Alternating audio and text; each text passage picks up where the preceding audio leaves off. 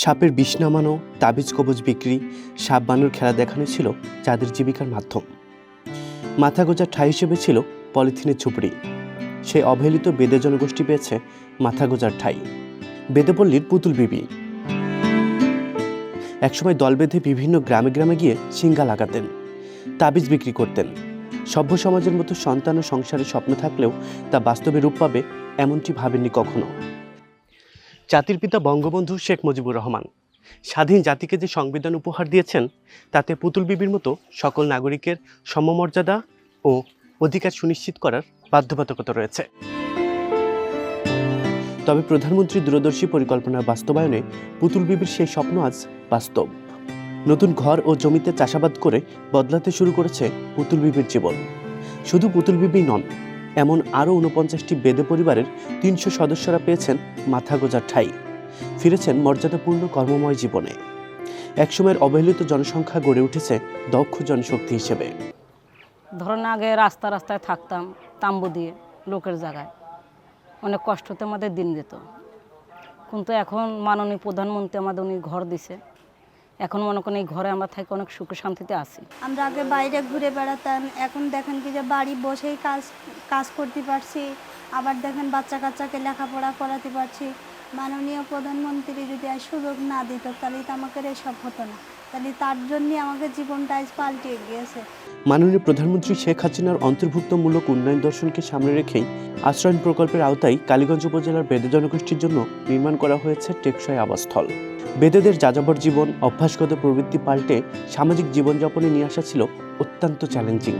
এসডিজির লক্ষ্যমাত্রা সমূহ অর্জনে পরিবারগুলোর সদস্যদের দক্ষতা বিবেচনায় নিড বেসড অ্যানালাইসিস করে ডাটাবেস তৈরি করা হয়েছে। এই রূপান্তরের গল্প নির্মাণে জেলা প্রশাসকের নেতৃত্বে 16টি দপ্তর নিবিড়ভাবে কাজ করেছে। শিক্ষার আলো পৌঁছে দিতে বিদ্যালয় গমন উপযোগী 29 জন শিশুকে প্রাথমিক বিদ্যালয়ে গমন নিশ্চিত করা হয়েছে। ইসলামিক ফাউন্ডেশনের আওতায় মসজিদ ভিত্তিক কোরআন শিক্ষার বিশেষ কেন্দ্র, শিশুদের নির্মল বিনোদনের জন্য নির্মাণ করা হয়েছে শিশু পার্ক। এছাড়াও শতভাগ মুসলিম পরিবারগুলোর জন্য মসজিদ কাম প্রশিক্ষণ কেন্দ্র এবং কবরস্থান তৈরি করা হয়েছে। কৃষিকাজ, হাঁস মুরগি পালন, শাকসবজি উৎপাদন, টেইলরিং, ভ্যান চালনা, মুদি দোকান, নির্মাণ শ্রমিক, মুরগির খামার, দিনমজুর হিসেবে কাজ করে বেদে পরিবারগুলো বর্তমানে জীবিকা নির্বাহ করছে। এখন আমাদের সরকার ঘর দিয়েছে, 2 শতক করে জায়গা দিয়েছে, একটা ঘর দিয়েছে। এখন মেশিন দিয়েছে, মেশিন চালায় আমার বর, জোন দেয়। এখন অনেক ভালো আছি, বাচ্চাকে স্কুলে পড়াচ্ছি।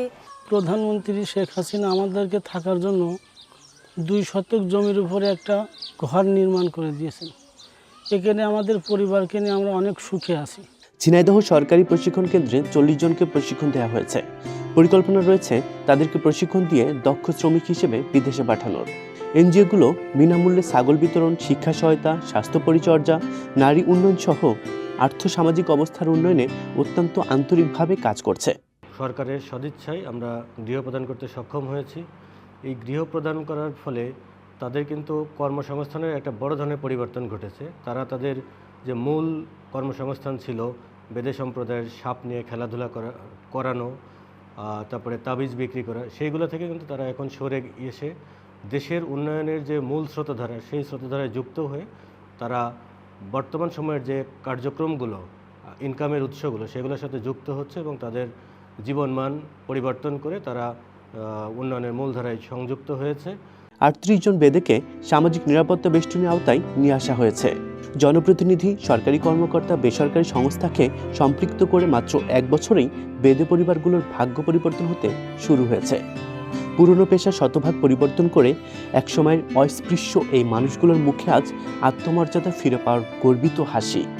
বঙ্গবন্ধুর স্বপ্নের সোনার বাংলা তো এটাই।